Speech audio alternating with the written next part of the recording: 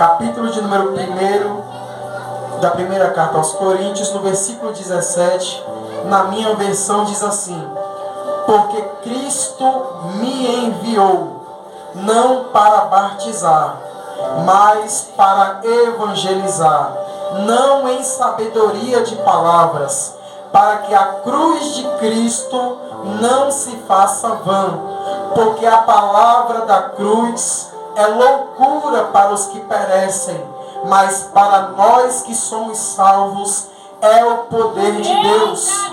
Porque está escrito: destruirei a sabedoria dos sábios e aniquilarei a inteligência dos inteligentes. Onde está o sábio? Onde está o escriba? Onde está o inquiridor deste século? Porventura não tornou Deus loucura a sabedoria deste mundo? Visto como na sabedoria de Deus o mundo não conheceu a Deus pela sua sabedoria, aprove a Deus salvar os crentes pela loucura da pregação, porque os judeus pedem sinal, os gregos buscam sabedoria, mas nós pregamos a Cristo crucificado, que é escândalo para os judeus e loucura para os gregos, mas para os que são chamados, tanto judeus como gregos, lhe pregamos a Cristo, poder de Deus e sabedoria de Deus, porque a loucura de Deus é mais sábia do que os homens, e a fraqueza de Deus é mais forte do que os homens. Louvado seja o nome do Senhor. Pode sentar, glorificando e adorando o nome do Senhor Jesus, porque só Ele é digno de toda honra e de toda glória. Aleluia, glória a Deus.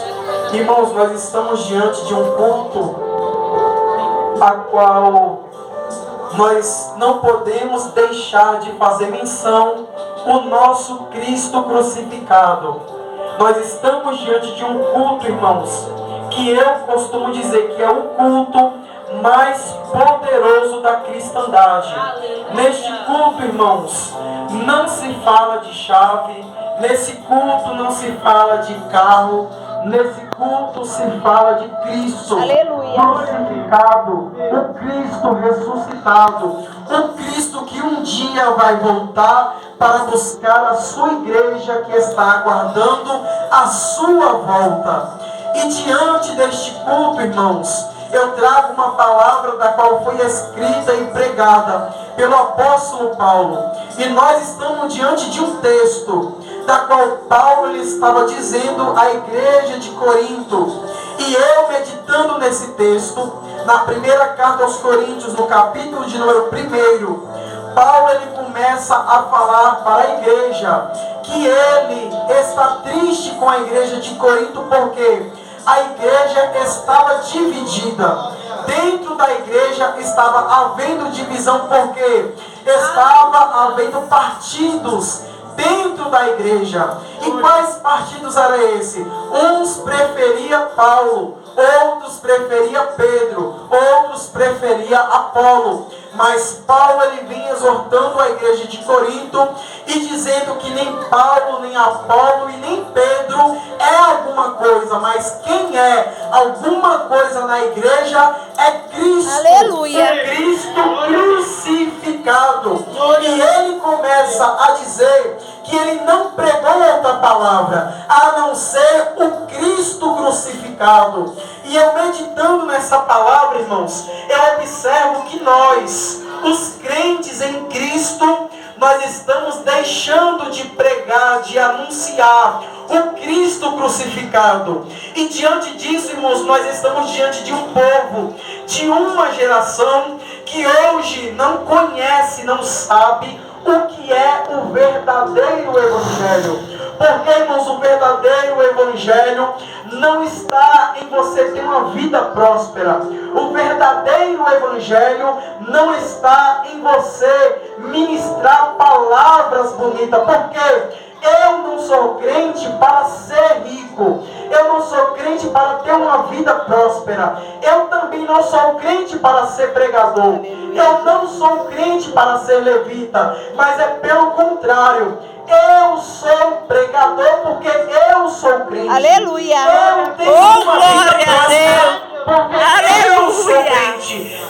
Eu sou levita da casa do Senhor porque eu sou crente. E por que nós somos crentes? Porque um dia Jesus de Nazaré, ele decidiu morrer na cruz do Calvário para nos dar uma vida. E a vida não é na terra, mas é uma vida que é eterna. Porque está escrito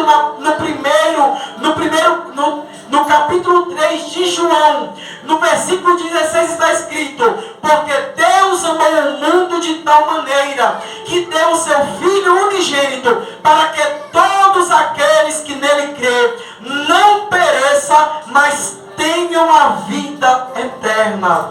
Aleluia, glória a Deus. E o evangelho verdadeiro não foge da cruz do Calvário. O evangelho verdadeiro, ele não foge do Cristo crucificado.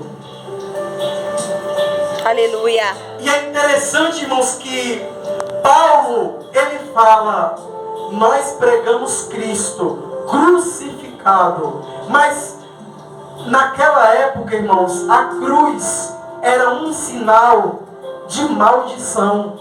Naquela época, a cruz era um sinal de maldição. Era um sinal ruim. Até hoje, a cruz, ela não reflete algo bom. Observe que quando alguém morre, se coloca uma cruz aonde está o morto, porque a cruz, ela simboliza a morte. Na época de Jesus, quem morria na cruz era maldito. Quem morria na cruz era alguém que foi motivo de escândalo, de vergonha. Não existe honra em morrer na cruz. Não existe honra em ser crucificado. Antes de Jesus, todos os homens que morreram na cruz morreram para servir de exemplo, para não se levantar contra o reino romano, contra o sistema romano. Antes de Jesus, todos os homens que morreram na cruz foram homens a qual eram pecadores, eram homens que eram ruins, eram homens que eram ladrões, que eram inimigos do Estado.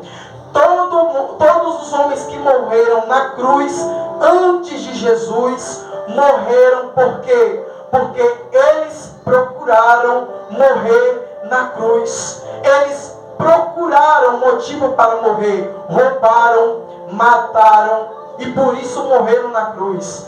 Mas o nosso Cristo, ele nada fez para morrer na cruz. O nosso Cristo, ele nada, em nenhum momento ele errou para poder morrer na cruz do Calvário.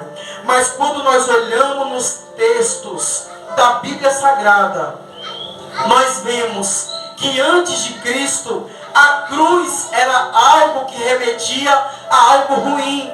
Mas é interessante que depois de Cristo morrer na cruz, Paulo, ele olha para o Cristo crucificado e ele diz: eu, quando lembro de Jesus na cruz, eu acho motivo para pregar. Quando eu olho Jesus na cruz, eu encontro inspiração para pregar. Da onde vinha tanta inspiração? Da onde vinha o motivo de pregação? Se a cruz remetia a algo ruim. E eu olhando na Bíblia Sagrada, irmãos, até Jesus a cruz não era boa. Até Jesus a cruz se remetia a algo ruim. Porque observe, os judeus, ele olhava para todo homem que morria na cruz e eles sentiam vergonha, porque era motivo de vergonha para os judeus. Os gregos, os gentios, olhavam para todo homem que morria na cruz e eles viam motivo de escândalo, porque todo homem que morria na cruz, para os gregos, morriam porque tinham motivo de morrer e era um escândalo. Mas nós, que fomos salvos por Cristo Jesus, quando nós olhamos para a cruz do Calvário, nós vemos algo importante para nós. Nós vemos algo que é inspirador para nós. E aí eu pergunto para a igreja: o que você vê no Cristo crucificado? O que a cruz de Cristo te traz? O que é que significa a cruz de Cristo para você? Porque, irmãos, hoje eu vim aqui nessa noite e com o amor de Deus, com a graça de Jesus Cristo e sob a unção do Espírito Santo, eu vim lhes dizer o que significa o Cristo crucificado. Aleluia, Deus. Porque, irmãos, de Gênesis a Apocalipse está falando do Cristo crucificado. Mas eu não quero falar de todos os significados, porque eu vou errar se eu deixar de falar um. Mas eu quero falar de alguns que é de suma importância para você. Aleluia. E nesta noite, irmãos, nesta noite, sobre a unção do Espírito Santo, eu já quero te dizer que o Cristo, na cruz do Calvário, Ele é o motivo de você estar aqui nessa noite. Aleluia, Deus. Aleluia, glória a Deus. E é por isso que quando Paulo olhava para Jesus Cristo, naquela cruz, ele sentia alegria, ele sentia inspiração para pregar. Porque enquanto para o mundo, está escrito aqui que para o mundo, Jesus morrer na cruz era loucura, a pregação da cruz era loucura, enquanto para os judeus era vergonha, enquanto para os gregos era motivo de escândalo, para Paulo e também para a igreja, a cruz de Cristo é o poder de Deus. Aleluia, para Deus. a salvação. Oh, glória. Hoje muitos estão deixando de anunciar a pregação da cruz, dizendo que é passado, que é fora de moda. Tem vergonha de dizer que serve a um Cristo que um dia foi crucificado. Tem vergonha de dizer que é crente. Tem vergonha de dizer que não pode fazer algumas coisas porque ele acredita na Bíblia Sagrada. Tem vergonha de dizer: eu não faço isso porque eu sou crente. Eu não faço isso porque eu creio na palavra de Deus. Mas eu vim te dizer, irmãos, que não precisa ter vergonha, porque enquanto para o mundo é loucura, é vergonhoso, para nós é poder de Deus. E Paulo ele disse aos Romanos no capítulo 1 e no versículo 16 ele vai dizer: porque eu não me envergonho do evangelho da cruz, porque é poder de Deus para a salvação. Louvado seja o nome do Senhor Jesus.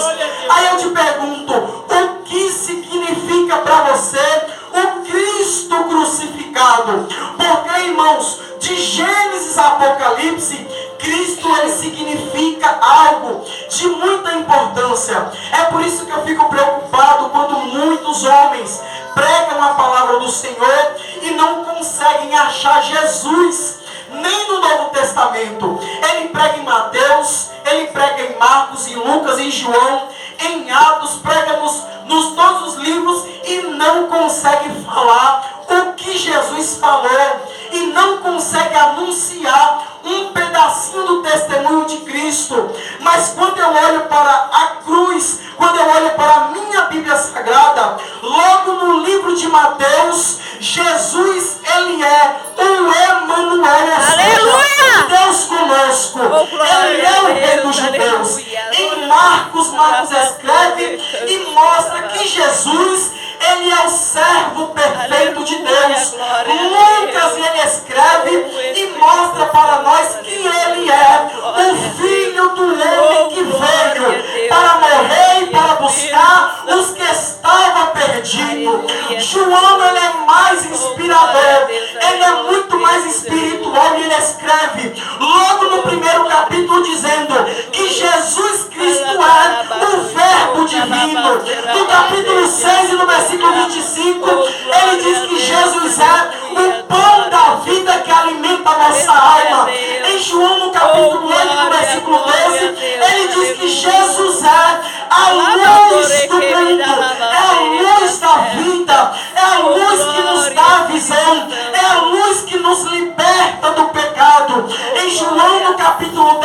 versículo 9, ele diz que Jesus é a porta que nos leva à salvação. No capítulo 10 e no versículo 11, ele diz que Jesus é o bom pastor que veio dar vida pelas suas ovelhas. Em João, no capítulo 15 e no versículo 1, ele é a videira verdadeira. E no capítulo 14, no verso 6, ele diz: eu sou o caminho, a verdade e a vida. E ninguém vem ao Pai senão por Cristo. E é o Cristo crucificado. Louvado seja o nome do Senhor. Oh, glória! É por isso que Paulo, ele olhava para Cristo e ele não via outra coisa. Porque, irmãos, até Jesus, ele falando com João na ilha de Patmos, no livro de Apocalipse, ele falando com João, a Bíblia fala no capítulo 1 de Apocalipse que João estava na ilha de Patmos e ele teve uma visão, e nessa visão ele começou a ouvir uma voz, e ele diz que a voz que ele ouvia era como de muitas águas. E quando ele virou para ver quem falava com ele, a Bíblia diz que ele olhou e viu um homem, que o seu cabelo era branco como a lã, os seus olhos eram como chama de fogo, na sua cintura tinha uma cinta de ouro, e os seus pés brilhavam como um latão reluzente. E quando aquele que ele via falou com ele, falou dizendo: João, eu sou o Alfa, o Ômega, eu sou o primeiro e o último. Fui morto, mas eis que estou vivo e vivo eternamente, e tenho todo o poder que foi me dado no céu, na terra e debaixo da terra. E na minha mão estão os 7 castiçais, e os 7 castiçais são as 7 igrejas que estão na Ásia. E eu quero te dizer que as igrejas da Ásia também significa que a igreja do século de hoje, e a igreja do século de hoje está na mão do Cristo. Qual Cristo? Aquele que foi morto, mas ressuscitou. Aquele que foi morto, mas se levantou no terceiro dia. Aquele que foi morto, mas venceu o diabo na cruz do Calvário. Oh, aleluia! Glória a Deus, aleluia! Oh, glória a Deus! Oh, glória a Deus, aleluia! O que a cruz significa para você? O que Cristo significa para você, o Cristo crucificado? Porque quando eu olho para Cristo crucificado, eu não posso deixar de lembrar das suas últimas palavras. E nas últimas palavras de Jesus, a Bíblia diz em João, no capítulo 19, no versículo 30, a Bíblia diz que Jesus, olhando para a multidão que estava à sua volta, a Bíblia diz que ele se entristeceu, mas ele olhando para aquele povo, ele diz: Pai, perdoa eles porque eles não sabem o que fazem. Aí Cristo, ele pega, toma fôlego, levanta ao céu, olha para cima e diz: está consumado. Em grego ele diz tetelestai, que significa, irmãos, pelo menos 3 coisas. E é por isso que Paulo, quando olhava para Cristo, ele via motivo de pregar, ele via motivo de se alegrar. Sabe por quê?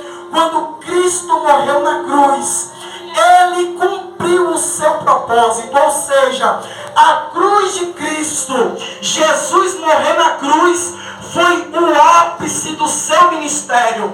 Na cruz do Calvário, Jesus cumpriu o que ele veio fazer na terra. E é por isso que ele olhou para o Pai, olhou para o céu e disse: tetelestai, porque pelo menos significa 3 coisas. E a primeira coisa que significa é tetelestai, era algo a qual o filho dizia para o pai após cumprir a missão que o pai lhe dava. Aleluia. E qual foi a missão que Deus ele deu para Jesus de Nazaré? A Bíblia diz que Deus olhou do céu e viu um povo que não merecia vida. Olhou para o céu e viu uma nação que devia para ele, ou seja, estava com uma dívida e ele tinha que pagar. E o pagamento daquela dívida era com a morte. Aleluia. Glória a Deus, aleluia. Louvado seja o nome do Senhor. E é interessante que Deus olhava do céu para nós. E ele olhava e via um povo que era miserável. Um povo que estava a ponto de ser condenado à morte eterna. Mas a Bíblia também diz que Deus, ele amou tanto esse mundo. Oh glória! Ele amou tanto esse povo, que a Bíblia diz que ele entregou o seu Filho amado para morrer por nós. E quando Cristo ele foi enviado, ele não foi enviado para nada mais a não ser para dar a sua vida na cruz do Calvário. É por isso que eu prego o Evangelho, e dentro dessa pregação do Evangelho, eu não vejo Jesus morrendo na cruz para homens ter casa na frente da praia. Eu não vejo Jesus morrendo na cruz para homens vir para a igreja por causa de um namorado, por causa de dinheiro na conta do banco, procurando uma vida estável na terra, não. Quando eu olho para o Cristo crucificado, aquele que foi morto na cruz, eu vejo que ele morreu para livrar a minha e a sua alma do inferno. Aleluia. Você estava condenado. Eu estava condenado. E Paulo ele vai dizer em 1 Romanos, em Romanos no capítulo 3 e no versículo 22, ele diz: todos os homens estavam condenados à morte. Todos pecaram e foram destituídos da glória de Deus, mas todos foram justificados pelo Cristo crucificado. E é por isso, irmãos, que quando eu olho para Cristo e ele falando tetelestai, ele estava dizendo: Pai, está cumprida a comissão de dar a minha vida para livrar a vida do mundo do inferno. Oh, glória a Deus. Aleluia. Aleluia. Oh, glória. Aí eu pergunto: o que o Cristo crucificado significa para você? Porque quando eu olho para a Bíblia Sagrada, a Bíblia me mostra que Cristo crucificado, ele significa vida para a minha alma. Aleluia, glória a Deus. Não existe vida sem Jesus. Não existe vida sem o Evangelho. E não existe palavra mais poderosa do que a do Cristo crucificado. Você pode ouvir as palavras que você quiser. Hoje estão, irmãos, mudando a pregação da cruz. Estão utilizando as pregações. É aquela pregação mais psicológica, para emocionar a igreja. É aquelas pregações para tocar no íntimo do povo. Irmãos, coisa nenhuma. A verdadeira pregação e a mais poderosa é a do Cristo crucificado. Aleluia. Não tem pregação que liberta a não ser a do Cristo crucificado. Não tem outra pregação que liberta a não ser a do Cristo crucificado. Não tem outra pregação que salva a não ser a do Cristo crucificado. Porque você está aqui porque Ele morreu. Você está salvo porque Ele morreu. Você está livre porque Ele morreu na cruz do Calvário. Glória a Deus. Glória. E quando Ele morreu, Ele disse: tetelestai. Aleluia. Primeiro foi para dar a sua vida para você ter vida. E depois, naquela época, tetelestai era um carimbo que se carimbava no documento aonde se quitava uma dívida. Quando alguém devia uma quantia para outra pessoa, quando ele quitava aquela dívida, o documento era carimbado e no carimbo estava escrito Tetelestai. Aleluia. Glória a Deus. Louvado seja o nome do Senhor. E nós, irmãos, nós tínhamos uma dívida tão grande, aleluia, que não tem um tempo que for, não tinha tempo para pagar essa dívida. Quanto mais o tempo se passava, mais os juros da dívida aumentavam. E essa dívida só se seria pago com a morte. E a morte não era da carne, a morte era eterna. Porque quando o Adão e a Eva erraram lá no início, no princípio, eles abriram uma dívida com o céu. E a dívida era: Deus, ele disse para Adão: se tu comer deste fruto, tu morrerás. E Paulo, ele vai dizer que o salário do pecado é a morte. Mas ele também diz: o dom gratuito de Deus é a vida eterna. E é por isso, irmãos, que quando Cristo, ele fala Tetelestai, Cristo, ele estava fazendo o quê? Ele estava dizendo para Deus e para o diabo. Porque o diabo, irmãos, era o diabo era aquele que vinha cobrar a dívida do homem. É o que vinha cobrar a dívida de Deus. Porque, irmãos, o principal motivo